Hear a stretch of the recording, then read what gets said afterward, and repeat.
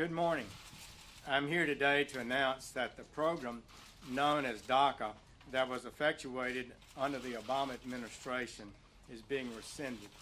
The DACA program was implemented in 2012. Early Tuesday morning on September 5th, 2017, this announcement was broadcasted to millions of Americans about the ending of DACA, a program that protected immigrants who were brought to the United States as children. Trump also made an announcement in Washington, D.C. that stated, "Congress, get ready to do your job, DACA." This meant that if Congress wasn't able to come up with a solution for the program within 6 months, it would be rescinded. Later that evening, Trump caused even more confusion when he stated on Twitter, Congress now has 6 months to legalize DACA, something the Obama administration was unable to do. If they can't, I will revisit this issue. These tweets revealed President Trump's uncertainty about what he wanted to do with DACA. During the election, Trump was known for his opposing views to immigration in DACA. I will immediately terminate President Obama's illegal executive order on immigration. However, once elected, Trump expressed sympathy for the DACA recipients. It's a very difficult thing for me because, I love these kids. I love kids. Looking beyond the chaos happening inside Congress, outside of Capitol Hill, immigrants were immediately put into a state of fear. Immigrants who were once protected by this program entrusted their information with the government. Now their status was being put on the line. An important part of how individuals interpret the DACA repeal was based on the press's response and documentation. 2 newspaper organizations, the New York Times and the Tribune, documented events of the DACA repeal. Although both associations reported on the same event, prominent frames used in the articles from both sources vary. In New York Times articles, the most prominent frame was attribution of responsibility. A majority of the frames were focused on certain actors and external forces that had responsibility and solutions to Trump's DACA repeal. The New York Times focused some of the responsibility on President Trump as doing the wrong thing.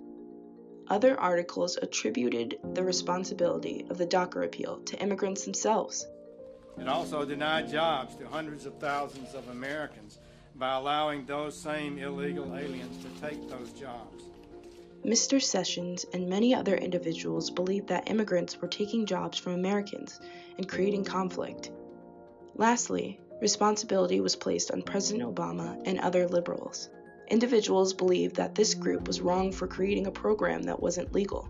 Contrasting from the Tribune, the least prominent frame and the New York Times were about human interests and economics. Human interest frames were focused on how the DACA repeal affected students and workers. Under DACA, students and workers were granted access to jobs in colleges in the United States.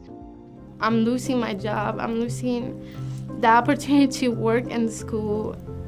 People don't understand, but it's a big thing. It's a huge thing. It's privileges that some people here take for granted. Similarly, economic frames focused on 2 aspects that would be affected: money being lost and workers being lost. Contracting the labor force, kicking people out of the country, will not create jobs. It will just shrink the overall size of the economy. The Tribune's coverage of the DACA repeal observably utilized frames of human interest and attribution of responsibility, more so than other frames.